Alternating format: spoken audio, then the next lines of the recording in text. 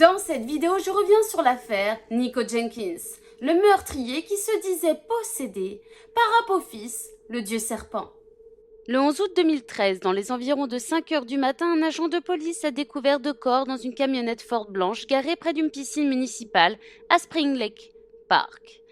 Les 2 victimes, Juan Uribe Pena et Jorge C. Cajiga Ruiz, ont été tués avec des balles dans la tête. De plus, on les a retrouvés avec les poches retournées. Nico les aurait attirés dans un piège, les victimes pensant qu'ils allaient pouvoir avoir des relations avec 2 femmes. 2 femmes de la famille de Jenkins, sa sœur Erika et sa cousine Christine. Cela ne devait être qu'un vol au début, mais tout a dérapé. En effet, les filles devaient seulement se rendre dans un bar, draguer des victimes et les voler. Cajiga Ruiz se couvrait le visage avec ses mains lorsqu'on lui a tiré dessus. Une des balles lui a même transpercé la main pour se loger dans sa tête. Les meurtres ont eu lieu moins d'1 mois après la sortie de prison de Nico Jenkins.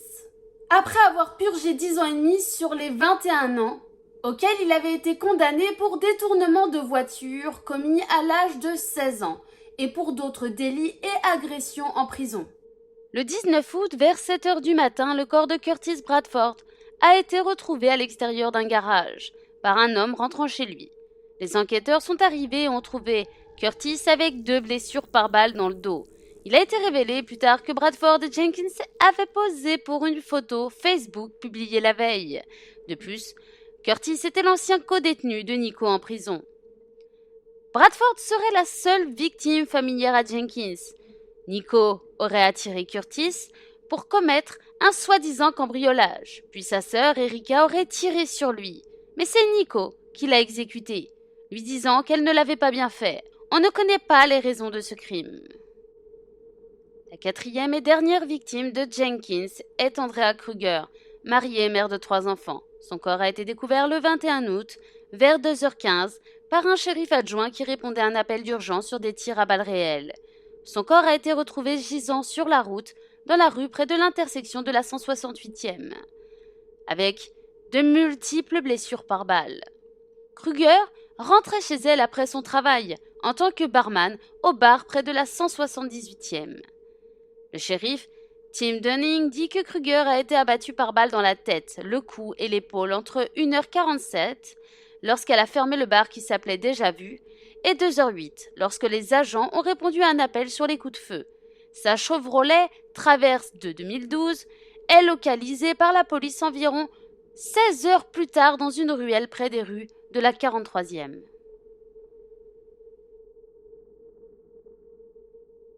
Le shérif Dunning aurait dit que quelqu'un avait fait une faible tentative pour mettre le feu au véhicule. Ce meurtre aurait été commis avec la complicité de Erika Jenkins, la sœur de Nico, et de son oncle Warren Lever. Le plan était de voler une voiture pour se rendre au concert de Lil Wayne et voler les spectateurs à la sortie. L'ex-petite amie de Nico, Sherry Floyd, ou plutôt une de ses maîtresses, vu que Nico était marié à l'époque avec Shalonda Jenkins, aurait dit à la police que celui-ci avait obtenu une arme en cadeau de son oncle peu avant de s'être séparé de lui lors d'une fête organisée pour sa sortie de prison. Elle avait peur de son ex, car il aurait menacé elle et sa famille.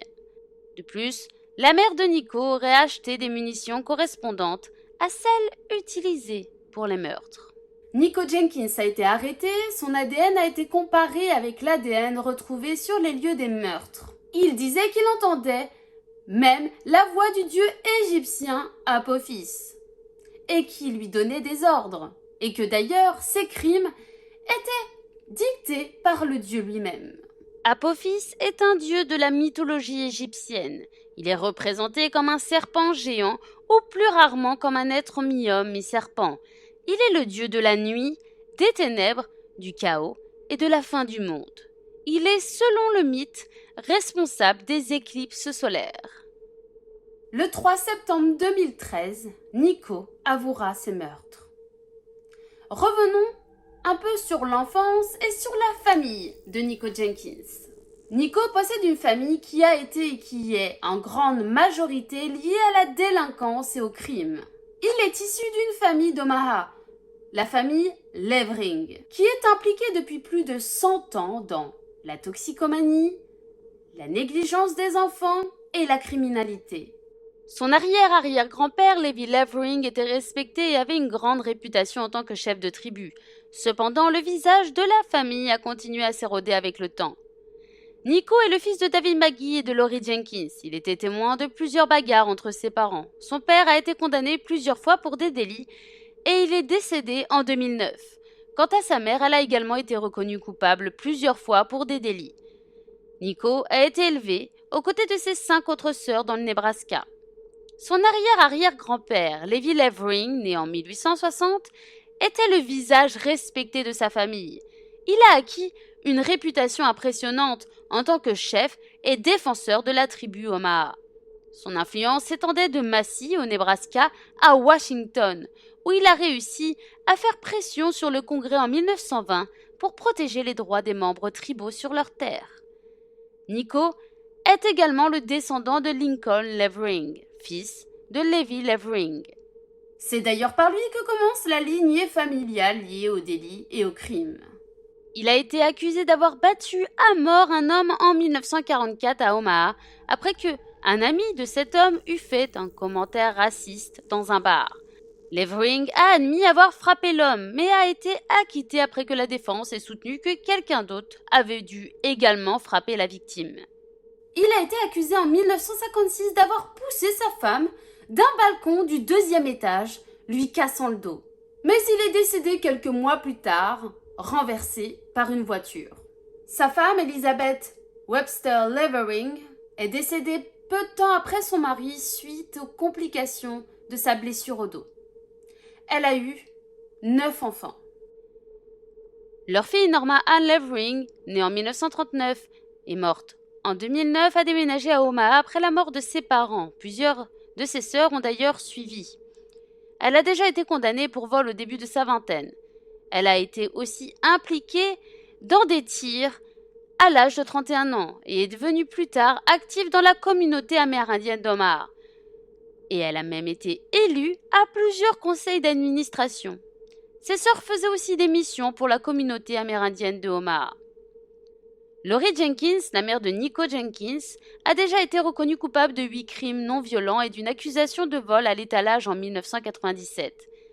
Elle a eu son premier enfant à l'âge de 16 ans avec son petit ami, David Magee, qui avait 31 ans à l'époque. Chacun a déposé au moins une ordonnance de protection contre l'autre. Mais on peut voir qu'énormément de membres de la famille ont déjà été confrontés à la justice. Comme l'un des cousins de Nico Jenkins, Jimmy Levering, dit Jimbo, né en 1989 et mort en 2011. Il était l'un des membres les plus importants du gang d'Omaha. Premier coup de feu à l'âge de 14 ans, accusé de meurtre au premier degré à 17 ans, l'accusation a été abandonnée après le retrait des témoins. Il a été condamné de 2 crimes et il a purgé 30 mois dans une prison fédérale. Des membres de la famille disent qu'il essayait de sortir de la vie de gang lorsqu'il a été abattu à l'extérieur d'un club à l'âge de 21 ans. Mais il n'y a pas que des destins criminels dans cette famille. Pour exemple, Nelson B. Levering, le frère de Norma Ann Levering, célèbre boxeur de Massey, champion du Midwest Golden Gloves en 1947 et champion du Kansas State Welterweight. Intronisé au temple de la renommée des Indiens d'Amérique au Kansas, il s'est déjà battu avec Joe Louis. Une fois sa carrière de boxeur terminée, il a travaillé au département de l'éducation de la tribu de Omaha. Un examen du World Herald sur l'histoire de la famille Levering montre que 38 descendants de Levi Levering ont été reconnus coupables de 633 crimes à Omaha depuis 1979. Les problèmes principaux de la famille sont surtout la toxicomanie et l'alcoolisme. 20 enfants ont été retirés en tout de la famille de Nico Jenkins et à l'époque, plusieurs membres de la famille ont été impliqués dans au moins 150 affaires. Ces affaires ont coûté aux contribuables au moins 2,8 millions de dollars en frais de prison et de justice, sans compter le prix à payer pour l'application de la loi, les affaires pour mineurs, les poursuites ou la défense publique, et ça pour tous les crimes de la famille Levering. Revenons à Nico Jenkins. À 7 ans, Nico va aller à l'école avec une arme chargée pointant des élèves avec celle-ci. Après avoir été maîtrisé, il sera placé en famille d'accueil. Les archives judiciaires indiquent que lorsque Jenkins avait 8 ans, sa mère l'aurait emmené à l'hôpital à cause d'automutilation et d'agressions croissantes envers les autres. Il a d'ailleurs été hospitalisé pendant 11 jours. La psychiatre Dr. Jane Dalker l'a évalué et l'a diagnostiqué bipolaire, possédant même un trouble déficitaire de l'attention avec hyperactivité. Le Dr. Dalker a témoigné devant le tribunal qu'à l'époque, Jenkins avait déclaré entendre des voix qui lui disaient de voler et avait d'autres hallucinations auditives. Et que quand il avait ramené une arme à l'école, c'était dans l'optique de blesser les autres. Il disait qu'il voyait des esprits noirs et qu'il faisait souvent le cauchemar que son père tirait sur sa mère. Selon People Pill, Jenkins a cessé d'aller à l'école régulièrement à l'âge de 11 ans, le même âge auquel il a été expulsé d'un foyer de groupe pour violences répétées. Par la suite, il ira de foyer en foyer et sa violence ne le quittera pas. À l'âge de 11 ans, il entrera dans un gang, à 13 ans, il agresse quelqu'un avec un couteau. Sa violence s'enchaîne. En effet, Jenkins a été envoyé dans un foyer de groupe à Papillion et son comportement a rapidement dégénéré.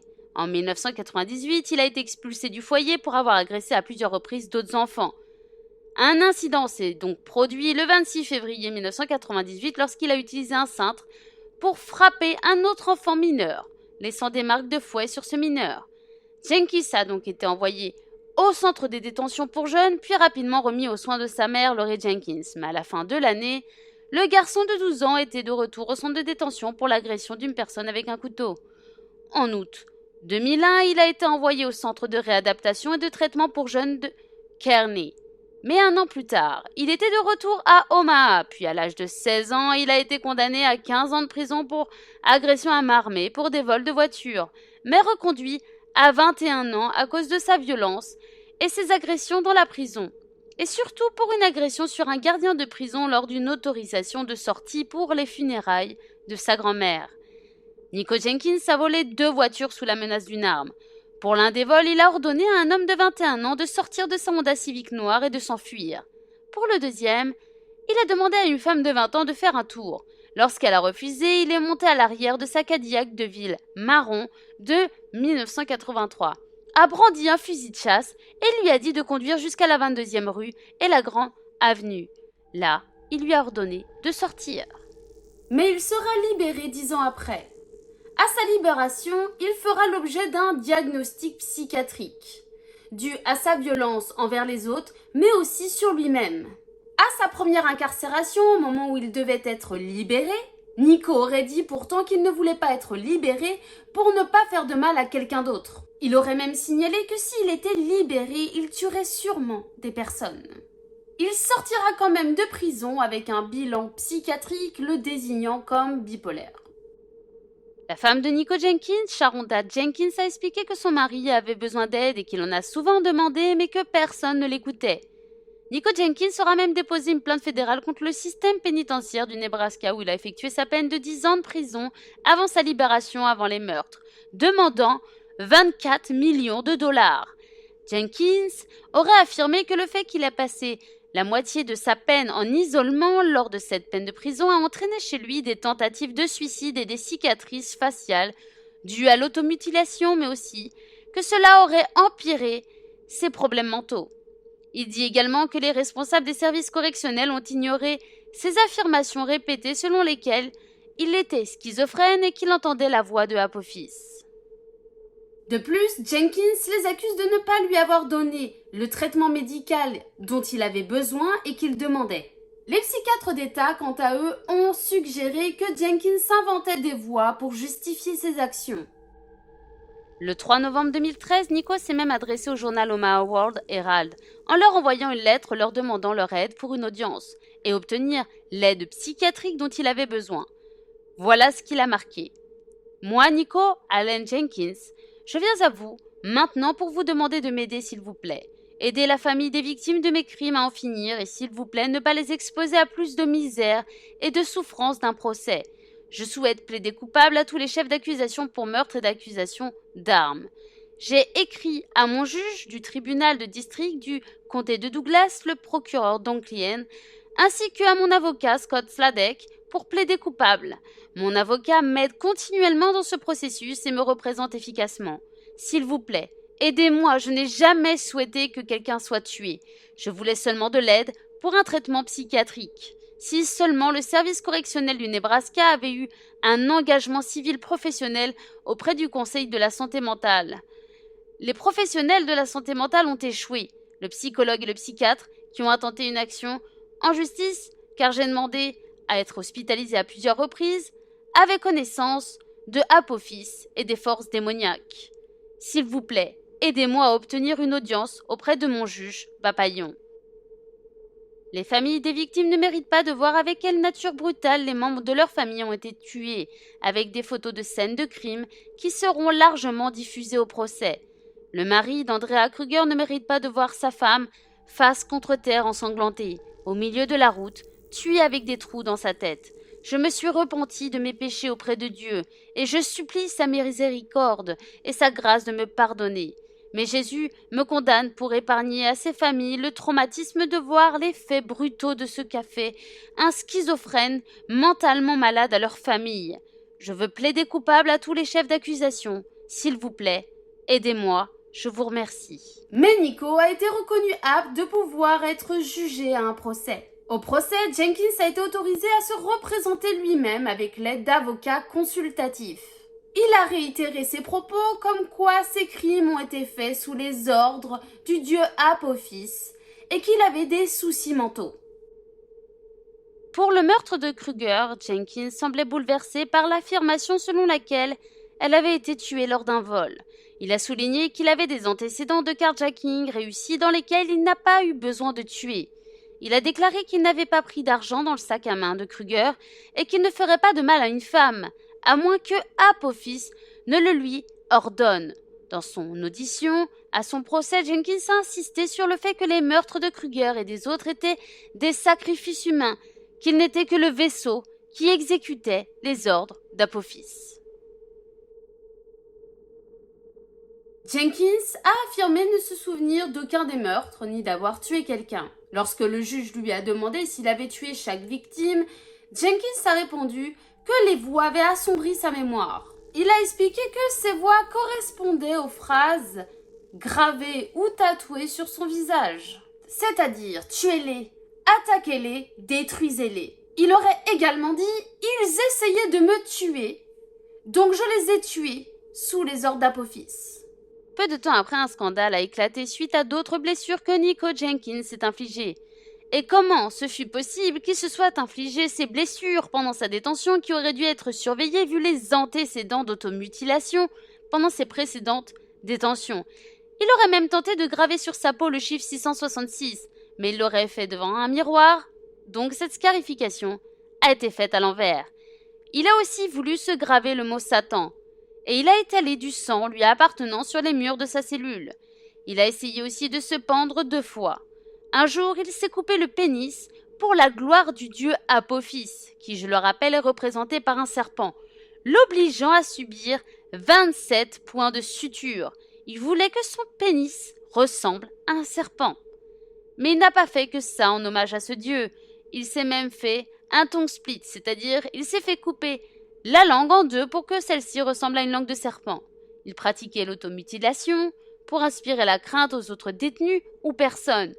Il reniflait et buvait également son sperme et son urine, prétextant que ça lui permettait de gérer sa violence et sa colère. Le 16 avril 2014, le juge Peter Bataillon a déclaré Nico Jenkins coupable des 4 meurtres. Jenkins devait initialement être condamné le 11 août 2014, mais la date a été reportée à la suite d'une audience tenue pour déterminer si elle était capable de comprendre la procédure de peine de mort à son encontre. Le 29 juillet, le juge a ordonné que Jenkins soit logé à l'hôpital psychiatrique du Lincoln Regional Center jusqu'à ce que les médecins soient satisfaits de son état. Les fonctionnaires du centre régional ont refusé de loger Jenkins en raison d'une sécurité inadéquate, mais les médecins ont accepté de le soigner à la prison de Lincoln. Le QI de l'accusé a été évalué à 69, donc inférieur au seuil normal, et Une démarche a été faite pour savoir si Nico pouvait être condamné avec cette évaluation intellectuelle qui peut-être ne lui a pas permis de bien se défendre. Mais en mai 2017, il fut bien condamné à mort et à 450 années de prison après de multiples évaluations psychiatriques. En 2018, Nico a tenté de se suicider en se coupant la gorge et en 2019 aussi en retirant des carreaux du mur et en les affûtant. Le 20 avril 2020, la Cour suprême des États-Unis a refusé d'entendre son appel. Il y a eu beaucoup de rapports psychiatriques contradictoires dans cette affaire. Certains psychiatres disaient qu'il était un affabulateur et qu'il était non fou, et d'autres psychiatres le désignaient comme schizophrène. Le docteur Bruce Gutnick a évalué Jenkins à plusieurs reprises au cours des années dès 2011 et il lui a diagnostiqué une schizophrénie continue grave. Lorsque Gutnick a vu Jenkins en novembre 2013, il a maintenu ses diagnostics initiaux, affirmant maintenant que Jenkins souffrait de schizophrénie par rapport à un trouble schizoaffectif de type dépressif excluait un trouble de la personnalité autrement non spécifié. Gutnick a revu Jenkins en mai 2014, puis de nouveau en avril et décembre 2015 et en juin 2016. Le médecin a soutenu que le condamné était psychotique. Le psychiatre Scott Moore, quant à lui, pense que tous les symptômes de Jenkins ont été inventés et l'ont toujours été, depuis son enfance, lorsqu'il a appris à utiliser des histoires fantaisistes pour essayer d'expliquer son comportement et ne pas en être tenu responsable. Mais aussi d'autres membres de sa famille ont été condamnés. Laurie Jenkins, sa mère, a été condamnée à une peine fédérale de 10 ans pour avoir fourni des munitions à son fils. Elle ne sera libérée qu'en 2028, même si elle a essayé de plaider innocente de tous les crimes de ses enfants. Les autorités ne la croient pas. Warren Levering est l'oncle de Nico Jenkins qui a été condamné et emprisonné en tant que complice. Levering a plaidé sans conteste la tentative de vol et les charges accessoires ainsi que dans le meurtre d'Andrea Kruger. Il a été condamné à 40 ans de prison mais sa peine a été réduite de moitié. Erika Jenkins est la sœur de Nico, également impliquée et qui a été condamnée pour l'affaire de meurtre de Bradford. Les rapports indiquent qu'elle a eu un fils pendant son incarcération qui a été placé. Erika Jenkins est une meurtrière condamnée et purge sa peine d'emprisonnement à perpétuité au Nebraska Center pour femmes. Si vous avez aimé cette vidéo, n'hésitez pas à vous abonner, à cliquer sur la cloche, à mettre un petit pouce bleu et puis pourquoi pas me laisser un petit commentaire. Bye bye, see you soon in your nightmare.